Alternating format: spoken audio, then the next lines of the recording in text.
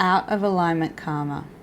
Karma is a word that means action and has commonly been considered as a form of punishment for past actions, yet is simply the universal law of cause and effect that when we break it down means that every thought, word and action holds a vibration.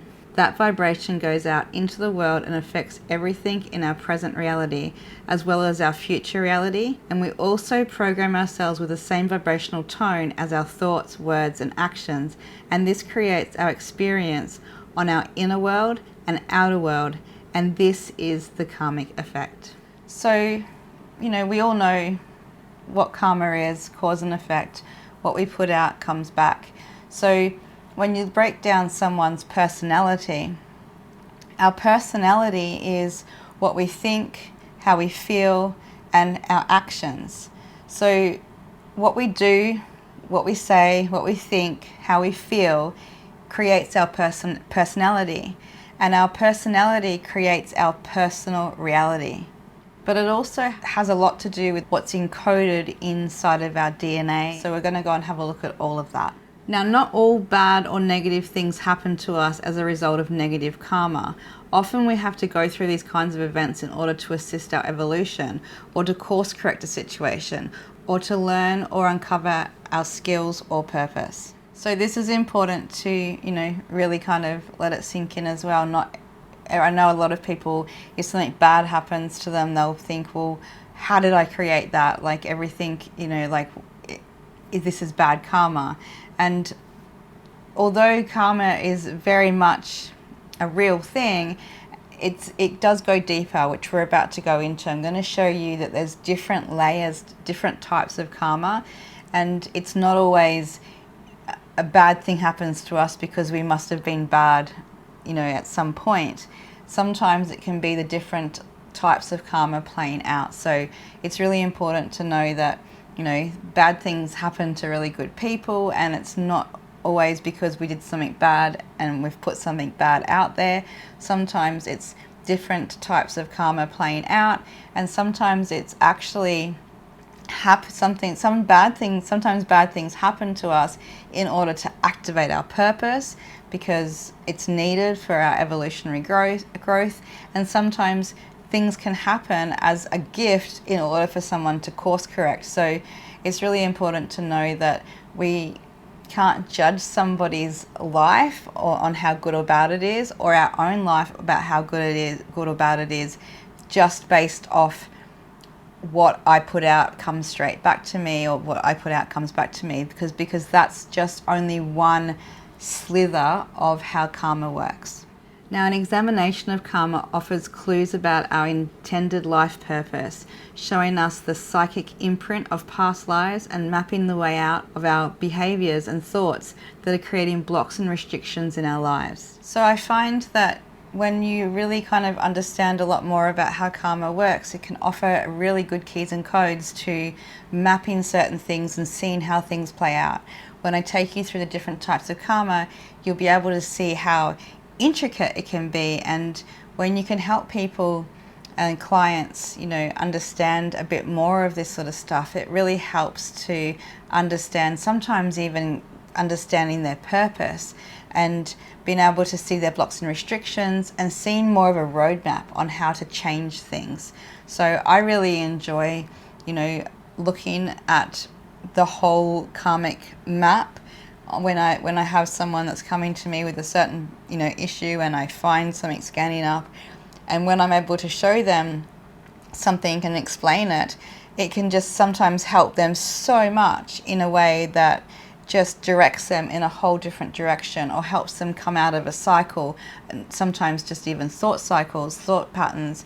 It can create a massive break for somebody to be able to free themselves in many ways. So it's really, really interesting how it works. And when I show you the different types of karma, you'll see how many different things are playing out for people all the time. Now, when we're scanning, we're looking for out of alignment karma. We're not looking for like every bit of someone's karma, obviously. We're looking for something that's out of alignment. So when out of alignment karma scans up, it's letting you know that either something in the original blueprint is glitchy and out of alignment, or that the person is ready to evolve past that karma, as it's now out of alignment to who they are, and we can help assist both of these situations. So if this scans up, you're going to be asking, which one is going on. So we can actually have glitches in the original blueprint, and this creates out of alignment karma,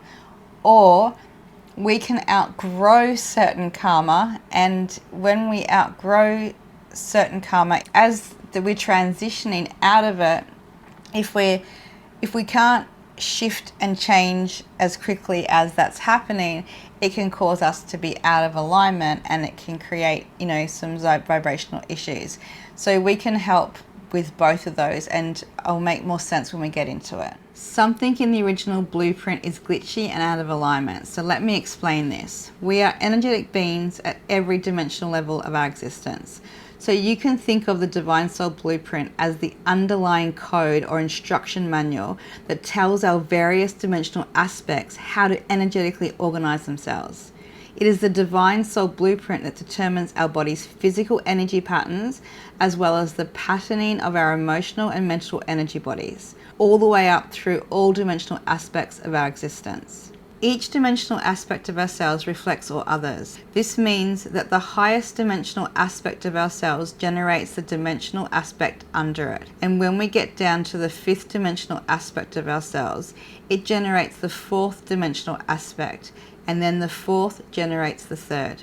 This is why when we are born, we must incarnate based on the energy patterns, including blocks and restrictions from past lives, which are part of our soul level memory system within the original soul signature. Just like each aspect reflects down to each other, the same truth applies from the bottom to the top. This means that everything we do in the third and fourth dimension, so what we actually physically do, as well as what we think, feel, and say, affects the fifth dimension. The soul blueprint starts at the fifth. So this is how we refine and expand from our choices or de-evolve.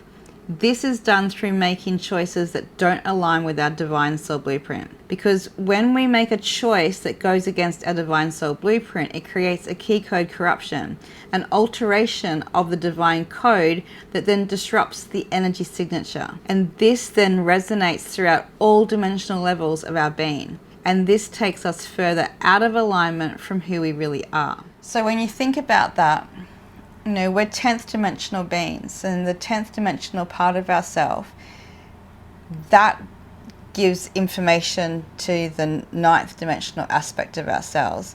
And then that then forms the 8th dimensional aspect of ourselves, and it goes down. So who we are at the highest expression of ourselves then starts to come down and affect the different dimensions on the way down. And so when you get to the 5th dimensional aspect of ourself, and that is where the soul resides, that then interfaces with the 4th dimensional aspect of ourselves, which then creates our thoughts and emotions.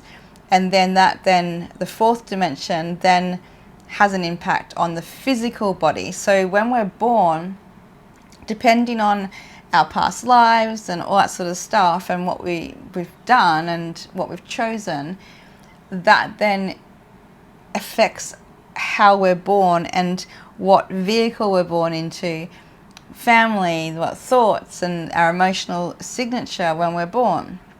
Now you can see that not all children are born the same.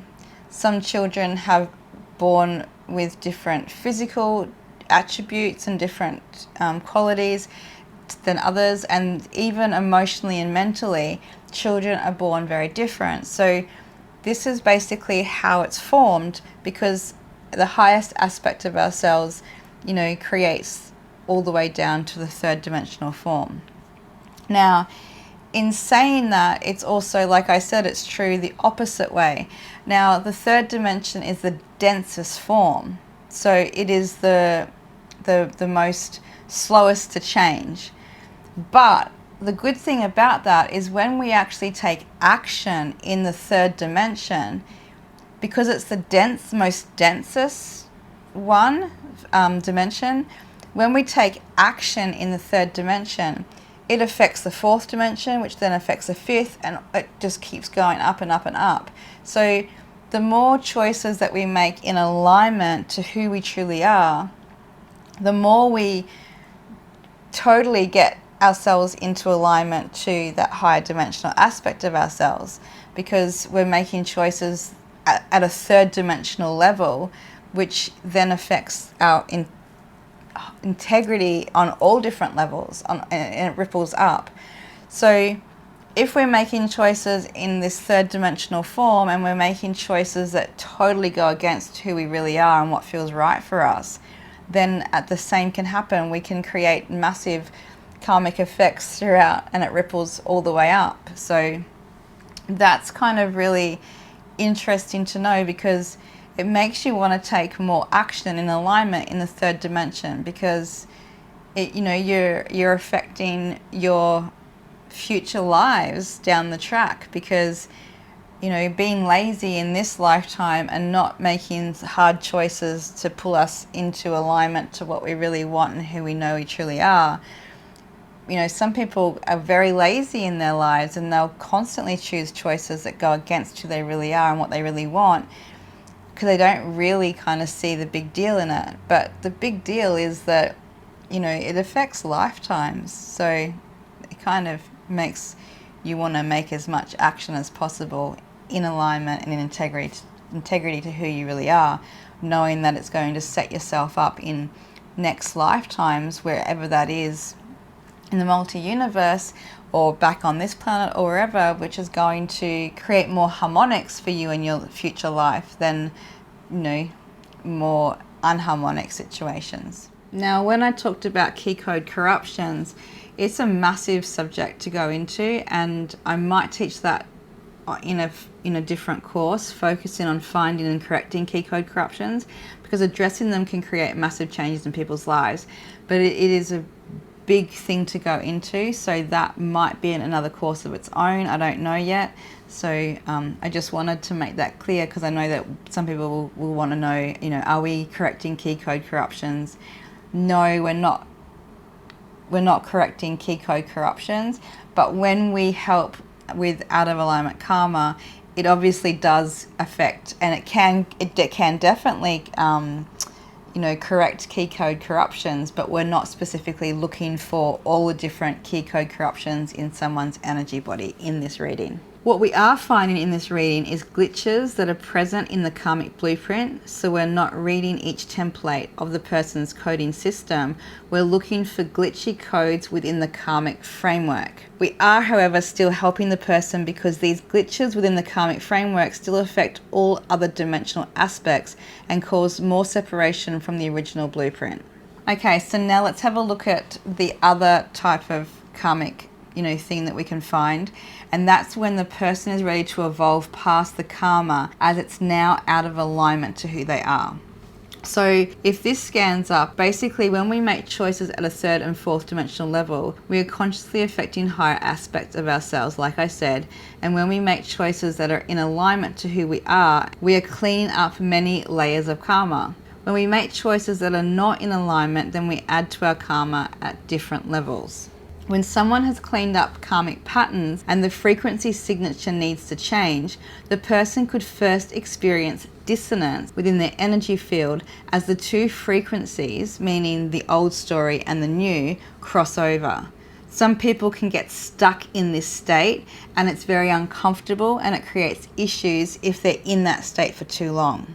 So this is definitely more of the more common thing that I find when I find out of alignment karma. So basically, the more and more in alignment that you become, obviously you're changing your karmic story.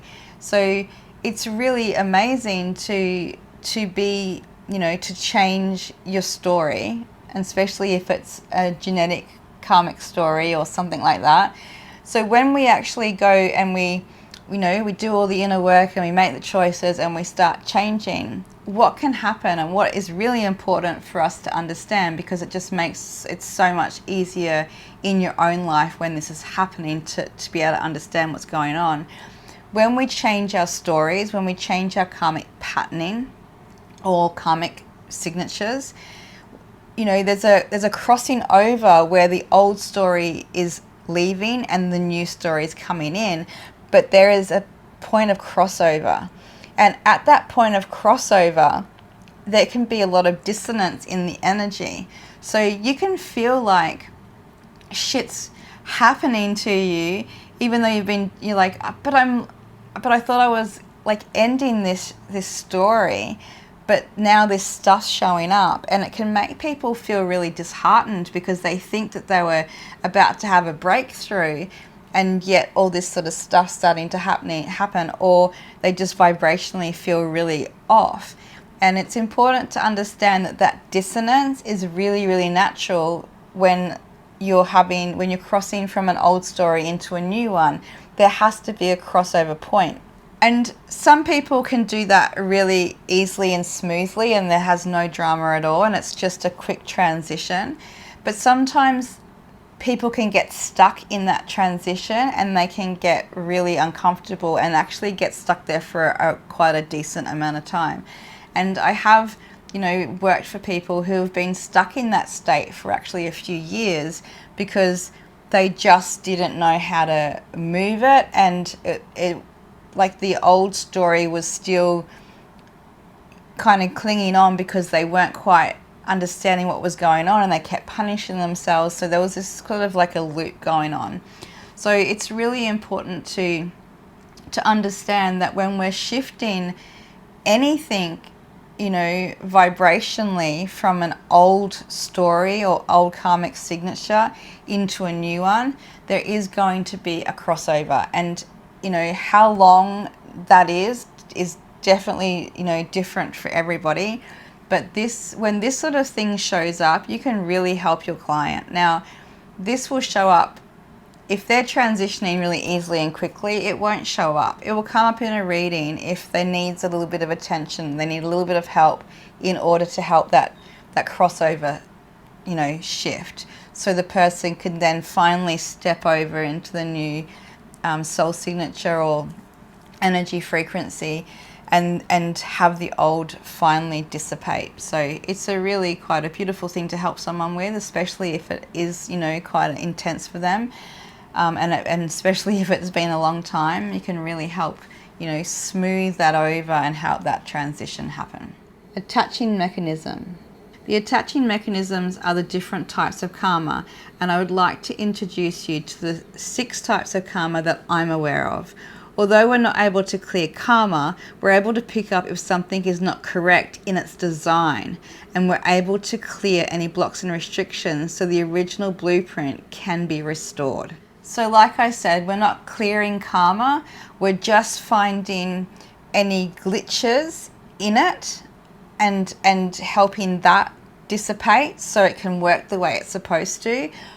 And the only reason we're finding more and more, like people are having more glitches in karma, is because now we're evolving at such a rapid rate. So, you know, 50 years ago, I'm pretty sure we probably wouldn't find glitches in karma if we were doing this work 50 years ago.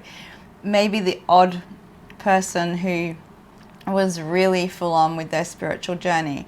But now, because we're going through such a rapid rate of soul evolution and things are happening so fast, it is a bit more common. It's not like as common as you'll find people outgrowing their karma, but still you will find it quite, you know, it's quite more common than you would think, having these little glitches. So we're not clearing karma at all. We're just finding if there's something glitchy in its design, how it's supposed to work, so we can help it work properly.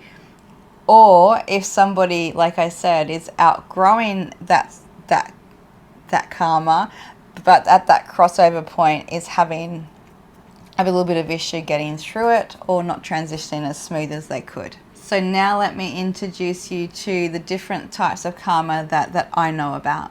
The first one is divine karma, which is encoded in your soul signature. So this one's actually in your soul signature, you know, part of your absolute divine soul blueprint. Then we have 2, planetary karma, which relates to the location of a person, and the location will determine the outside influences like health and safety and opportunities. So with this one, it's really, this one I always found quite fascinating, because it was one thing that I couldn't understand, when I was younger. Like, why was I born in Australia and I have these opportunities, and compared to somebody in, say, a poor village in Africa, and I couldn't kind of work out, like, it kind of tripped me out. So when it comes to planetary karma, like, depending on where someone is born, it does play out a certain level of karma. So if you are born in, a poor village in Africa, the level of health and opportunities will impact your life, the external influences, compared to someone who was born in a more, more first world country. So these things definitely affect the person. And you'll see when I go through other things with this, how it will play out, and it will kind of make sense. Now, in saying this, I don't want us to think about that meaning like, oh, if you were born in a poor village in South Africa or Africa, that means you did something wrong in a past life and that's punishment. That's not how it works. The soul knows what it wants in order to grow and for it to experience itself, because remember, in its soul level, there is no right or wrong, good or bad. It's just an experience to the soul, and the soul wants to experience all different things in its, different lifetimes. So if somebody has been really wealthy in one lifetime, they actually might choose to do the opposite in a different lifetime. So it actually isn't, bad people end up being born in poverty areas. That's not how it works at all. But what we're saying is there is planetary karma, meaning where you have chosen to be born based off what your soul wants to experience, there is karmic effects to that space you were born. So it's really important to know that, okay? So, and that also really helps other people when you're working with them as well, because it's not about, it's not like you get punished if you've been a bad person, you get born into poverty in a third world country, and if you've been a good person, you get born into a first world country. That's not how it works at all. There is only the planetary karma only comes into play because based off what your soul wants to experience, if you are born into certain areas, you're going to have different opportunities and different types of health and stuff around it. So that's when the planetary karma comes into play, us understanding this level of karma based off what that soul chose to experience. The third one is archetypical karma. So when we talk about, archetypes, what is the overall design of a person, their destiny, their abilities and talents, and their character, etc. So we all have different archetypes that we kind of have within our field, and obviously archetypes we change as well, and we can have a few archetypes, but there is still a blueprint to that, and there's still like a karmic, kind of wheel with that as well. So when we talk about this particular type of karma, we're looking at the overall design of the person as far as attributes, abilities and personality and stuff like that. So how they're designed in that way. Number 4 is stewardship karma, and this is basically, which is our wealth blueprint. So this one is we come in with financial set points and wealth set points, and when we outgrow them we can shift into new set points. But it's like a thermostat. If you set an air conditioner to a certain temperature, when the air conditioner gets to that certain temperature, it will cut off. It won't go any further. So if you want the temperature to be 25 degrees and you set it to 25 degrees, once the air conditioner gets to 25 degrees, it's going to cut off. And when the temperature drops down to, say, drops down to 24, it will kick back in and bring it back up to 25. So there is a set point of the temperature that we want the room to be. And the same thing is in our energy body as far as financial set points as well. So this is passed down as an accumulation from our parents. This particular one is really fascinating and interesting, but basically, this is what determines the wealth blueprint. And of course, we're going to go in a little bit more in a minute about that, but this is very interesting when it shows up when people have, going through the crossover and they're about to, kind of change their wealth blueprint and step up into a new set point. Sometimes, chaos financially can show up a little bit first, and the person needs to, kind of move through that set point to be able, that crossover point to be able to then increase their set point. So it can be really fascinating. Number 5 is genetic karma, which contributes to our body's energetic frequencies and causes us to attract experience with like vibrational qualities. Genetic karma is passed down through our DNA, and the root of some of this genetic karma could have roots from many generations back. So genetic karma, basically, we are always being passed down through our DNA certain vibrational frequencies, and those vibrational frequencies attract the like experiences. So it's very interesting how much is passed down in our DNA, and genetic karma is basically, we're looking at what is passed down through our DNA. Number 6 is personal karma. Now this one relates to the personal lifestyle choices we make. When we make choices that are not in alignment to the truth of who we are, then we create negative karmic consequences for that choice. And when we make choices in alignment to our truth, then we create positive karmic consequences for ourselves. So this one's the most obvious one, the one more relatable is our own personal karma, what choices we make. Those sorts of things are like the choices that we make as far as what food we eat, how we even dress, because what we put onto our body can change our vibrational states as well. People that are in alignment to the truth of who they are, it doesn't mean that we're saying if someone's not eating this and that, they're out of alignment. It's not about that at all. It's about being able to understand who you are and what feels right for you, not based off other people's opinions of what's right or wrong. Okay, so alignment with personal choice comes down to what feels right for you, not what society or anyone else says this is what's right and this is what's wrong. The results in a person. If something in the original blueprint is glitchy and out of alignment, let's have a look at that.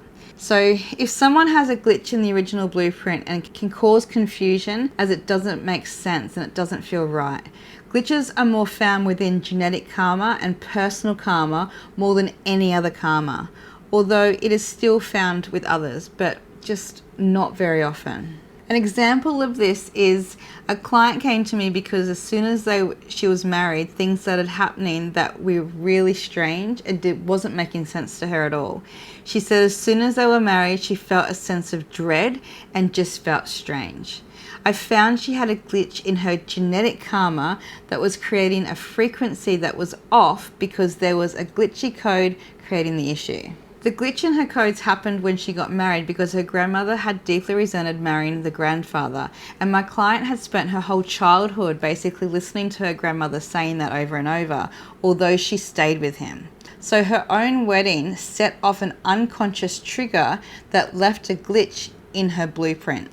Now, as soon as I found the glitch in her genetic karma, she knew what it was straight away. Most of my clients know straight away what the connection is because I only choose to work with conscious people. But if you're working with people who are not very conscious, they might not put the connection together, and that's okay.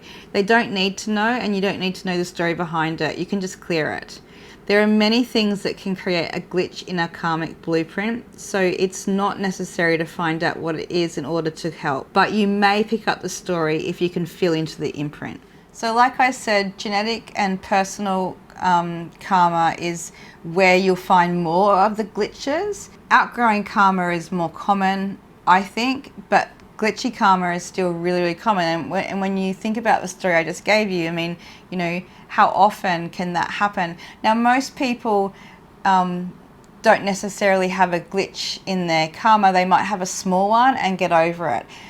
This happens really common, I should say, but have people that have an actual issue with it is less common. So, you know, it happens to us quite regularly where we have this genetic karma comes through and it creates a little schism or a little glitch. But when somebody actually has one that really is glitchy, it starts to have a ripple effect. Like this client who came to me because she, like, you know, she was in love with her partner and like wanted to marry him, but as soon as they were married, the dread that came through her, she was so concerned. And the poor girl, you know, spent her wedding night actually feeling that dread. And it took her a few weeks to actually decide to try and find a solution, and she came to me. And, you know, once we cleared that, the dread went away, and it was so, she was just so, you know, glad to know that she was with the right person, because she didn't, you know, all of a sudden, right up to being wed, she was thinking this person's the man for her, and then all of a sudden it changes. You can imagine it creates a really bad schism in your brain. It would feel terrible. So unfortunately, you know, she can't have that time, her wedding night, back, as far as, you know, taking the dread that she felt. It obviously changed the night and the vibration, but she was able to catch it and clear it and move on, and now be able to feel like she's with the right partner and she's very happily married. So these things can play out in different ways. Now, that glitch could have just been a little glitch, and she might have just had like an inkling of like, holy crap, like what have I done? But then might have gotten over it and through it. That can happen if it's a real small glitch. But this one was a pretty big glitch and created a lot of friction in her body, and it, you know, it was quite a large, had a large effect on her energetically. So it can range again from, you know, little tiny glitches to big ass glitches that can really affect someone. And yeah, so there's always a scale. But like I said, you don't have to know the story. You don't have to find out what it is. Most of the time, when I first started doing this work, and I kind of was getting pieces of this kind of karmic stuff, you know, kind of starting to work at that level, I wouldn't get the story. I wouldn't understand what was going on, but I was still able to help the person and clear it. So I was able to kind of go, well, I feel like, you know, I felt like I was picking up something to do with your personal karma, and it felt a little bit glitchy. So, and it was creating a little vibration that was, you know, kind of off, and causing some other, you know, would be causing some of those issues that you came to me about. So, you know, was able to smooth that over and you know, take out the glitch basically. And that was enough when I first started. Like, that's how I did it for years. I didn't pretend I knew something when I didn't. I would just tell the person what I knew, and I didn't try and tell them anything more than what I knew. Now, obviously, after doing it for 10 years, it's a whole different ball game, because I can just, you know, read the imprint straight away, and I can kind of feel it straight away. Sometimes I won't get the information, and I don't care. Like, if I don't get the information, I don't get the information. I don't try to feel into it. So I want you to understand that the more you do these readings, you know, who you are now doing these readings compared to who you'll be in 5 years' time is going to be very, very different if you just trust yourself and don't need to know everything. It's really important. The ability to not have to know everything is the only thing that made me get better, because I just didn't feel like I needed to know everything and go back and check things. I just knew that I had to just trust where I was at, And by trusting where I was at and only giving people the information that I felt, and being able to say, I felt a little bit of this, or I picked up a little bit of that, but I'm not sure of that. And if they had questions, for me to be able to go, can't answer that for you, because I just wasn't shown that. I wasn't able to, I didn't pick up that information. And I don't go probing for things in the records, because I'm very delicate in there. So it's like, I know that I'm going to be shown. Like, I know, even when I started this work, I just knew that I would pick up enough to help people, and that the more I did it, the more I'd pick up, and the more that I trusted, the more I'd pick up. So I just really want you to know that you don't have to know it all, and you don't have to know what the glitches are about. You don't have to know this. But if you do have things, if you have an imprint, or you have a sensation, or you just feel, go with that too. Trust that. Everybody gets their information in a different way. Even if you just have a knowingness, that is also an internal imprint. So we all read energy differently. But if you don't get anything, that's still perfect too, because that's where I started from as well. Now, the results in a person, if the person's ready to evolve past that karma, and it's now out of alignment to who they are, basically the results in a person will be if someone has outgrown that particular karma, and it can feel like they're in between worlds. So they'll feel like they're just stuck in between worlds, and it can feel very strange. So if you have a client who has this show up under stewardship karma, then the chances are they're letting go of old money stories and upgrading their wealth blueprint.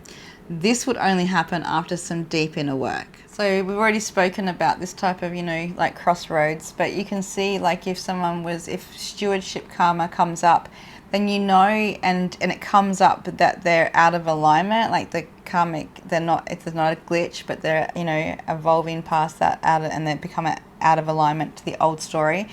Then it just shows you that they're in between that crossover, and they're up-leveling their financial set point, which is awesome. But it does take inner work, For someone to let go of an old story, it takes shifting and moving and changing. So usually it shows a lot of internal work that someone's done to be able to get to that point where their story is changing. Now, I have a lot of clients who outgrow stewardship and personal karma without needing help, but most of them can feel when they are going through this process and prefer to get help from me, as it speeds up the in-between worlds transition and allows for a smoother integration into the new karmic cycle. I also have a lot who get stuck in between stages and don't know how to move forward, and this work is great benefit for them too. So basically, because I've been doing this work for such a long time, I have clients who know me and know what I do, and they kind of have had lots of different things, different types of work done with me. So there's been clients who just know, who do the inner work regularly, and they've gone through certain changes where they just go, I'm in that in-between world, I'm shifting. I'm going to go and book a session with Paula because I know this is going to help the transition quicker. So they would have got through that transition, of course, but sometimes just getting this sort of work done helps the whole thing go smoother. And some people would come to me specifically for that. Then I have other clients who would get stuck, and this is usually when I get they'll find me as a new client, because they've got to that point where they're stuck in between worlds for, usually it's either very painful or it's been a long period of time, and they finally decide to reach out to someone like me for work. And so that's kind of the types of people that you'll find as clients as well. And the more you put yourself out there, and the over the time as you create your clients and people get to know what you do and they've had different experiences, you'll find that people who kind of really are in tune and do a lot of deep inner work, that they might use you as this type of thing. It's like, when they feel they're going through a transition in their life, that they'll come and want to do a clearing with you or a session with you. So it just, yeah, it's like a really nice thing to be able to help people, you know, transition. And remembering that when it comes to this type of thing, they would, most of the time they'd go through it okay anyway, but we can just help the integration process smoother and quicker, and that's always a good thing. Genetic karma is incredibly common and does not necessarily have any physical symptoms associated with it. Instead, it contributes to our body's energetic frequencies and causes us to attract experiences with like vibrational qualities. Genetic karma is one of the most frustrating ones to deal with because it's very hard to resolve at the fourth dimensional level. So through our thoughts and emotions, it's really hard to kind of get through. It's so hard to resolve limiting beliefs and negative emotional patterns because the physical body holds the vibrational energy of the karma and we attract experiences accordingly. Genetic karma is what we inherit at the level of our physical body DNA. It literally gets passed down to us from our parents. The root of the karma may lie many generations back, but it remains unresolved within our physical DNA. These are the traits we seem to pick up from our parents, like attitudes towards life, money, deservingness, and a whole heap more without even wanting to accept them at the mental and emotional level.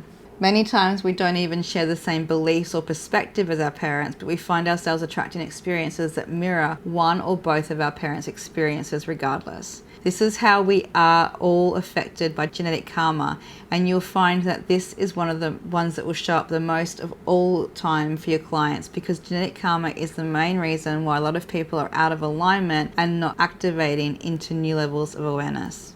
So this one is super common, as you can imagine. Genetic karma, we all, you know, we're a result of it all the time. We can't escape it. So basically, you know, I don't know how many times I've heard people say, you know, like, I'm nothing like my mother or my father. But as they get older, then they go, oh crap. Like, they start to realize that they've got certain, you know, things that are very similar. And no matter how we try and emotionally or mentally rationalize ourselves out of, you know, being like our parents for the certain things that we don't necessarily like or appreciate, it's so interesting how that can still come out, because it's in our DNA. It's actually in the body. So this is why I said it's one of the most frustrating ones to deal with, because you can't actually just think your way out of this sort of stuff or emotionally out of this stuff. It's so encoded. So I find that, you know, people who do a lot of like deep breath work to be able to move and shift stuff from the body, it's really, really good. I like doing hands-on healing work because I can get into the body codes and, you know, kind of move and shift things at that level, which is getting down to those keys and codes and into the DNA itself. So, you know, shifting stuff at a body level, at a physical body level, and not just at the mind and emotion, is important for shifting genetic karma. And that is also why, you know, really getting into, like I said, breath work, even yoga can really help unlock and shift, you know, this sort of stuff as well. But we can't just emotionally or mentally move past genetic karma. It has to be more of a mind-body connection in shifting this stuff. So that's what I'm trying to say. So when it comes to planetary karma, I've mostly found this scans up in clients who have moved from a third world country to a first world country.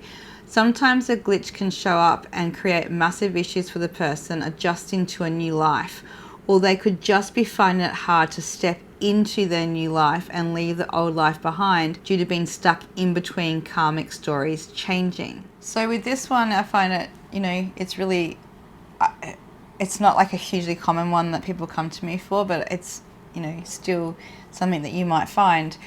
You know, people who move from a third world country to a first world country, if it's a glitch, it can just create all sorts of stuff for them.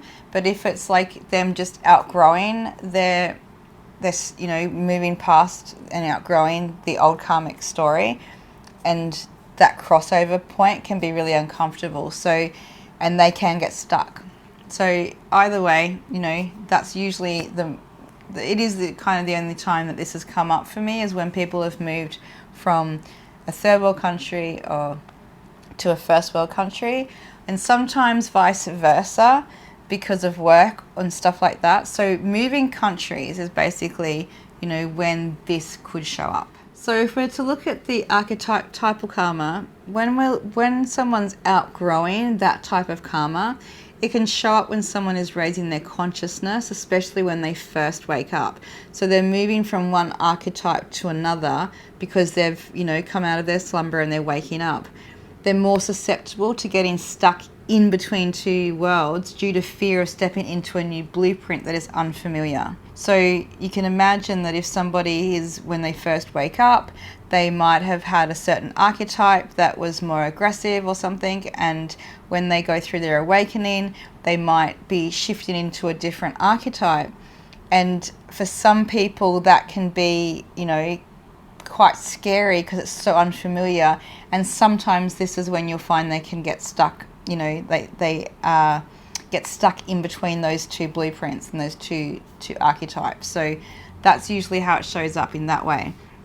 If it's a glitch that shows up in this archetypal karma, glitches can show up at any stage of consciousness, not just those who are awakening. So when we look at divine karma is only ever glitchy if negative forces have been creating huge interference. And this is actually so rare at this level of interference. So I'll only say that I've seen it slightly kind of affect someone once in all my time. Now, it's still, I'm never going to say never, but I'm basically going to say, you probably never see divine karma ever affected by glitches. And as far as outgrowing our soul signature, that's impossible. So you would only ever be able to really see a glitch that would even scan up for divine karma. But like I said, I would also say that is so 99% not going to happen, because divine karma is, very, very hard to touch or glitch out. So yeah, I'm going to say that you'll probably never find anything wrong with divine karma. Now, of course, I really don't want to say this is never going to happen and you'll never find this. So I am, when it comes to divine karma, I am going to say 99%. Pretty sure you'll never find anything affecting divine karma unless you have some absolutely crazy next level person who's here to totally, do something so radically different to help shift this reality that they might have, negative forces, really smashing them hard or something. But I just don't think that would even be able to touch this level of divine karma anyway. But I can only say that at 99%. So I'm going to leave that open, but I just want you to know that, you're probably never going to find anything wrong with the divine karma. It's probably never going to scan up. So that's just, going to leave it at that. Lifespan. Glitches can be a present life or past life issue, and they will not hide if you know what you're looking for, and of course you guys will. Outgrowing karma usually will sort itself out, but we can help the integration process, and sometimes our assistance is necessary, as some people find the vibrational shift a bit hard to move through. So basically, when it comes to glitches, it can be a present life or past life thing, but when it comes to, outgrown karma, it's only a present life thing, okay? So, and both you will find pretty easily because you know what you're asking for and you're directly asking for it. So you're not going to find outgrown karma from a past life. It's only going to be from this lifetime, because it's what the person's doing in this lifetime that's allowing them to outgrow that particular karma and go through the crossover. But when it comes to glitches can be a past life thing or a present life thing. So that's the lifespan of these things. Okay, so this one, I know there's, it's not a big subject that I haven't given you a huge of information, but it's still enough to kind of a little bit kind of move through and wrap your head around. But I don't want you to get caught up in having to know you know, about each one in detail, okay? So I definitely don't want anybody trying to ask me, you know, like, of course, ask me questions, but I don't want to have to try and explain the whole ins and outs of every one of these through questions, because this takes years and years of working and understanding and working and understanding. And I didn't want to have to, you know, kind of sit here for hours and talk about each one. And I just didn't feel like that was necessary anyway, because what I'm giving you is a blueprint for you to work off, and from that you will find your own findings and own understanding. Obviously, if you don't use this reading and you don't do clearings for people, then you won't go deeper into these types of things. You won't refine your understanding. But if you're someone who does do a lot of work for people in this way, then you'll find naturally that when you're doing this sort of work and you find certain things and then you talk to people and you get feedback, and you just naturally start to have more and more awareness, and the more and more you open up, the more information you receive, as well as your knowingness of this information will come through. So just wanted to make that really clear, that I know that some things you're really curious and want to know in-depth information about, but I really wanted to limit what I say, because this is from my understanding, and I'm just giving you a frame of reference to work from and a blueprint to work from, so you can then work with it, and through working with it, find your own understanding and your own frame of reference around the deeper subjects of each one.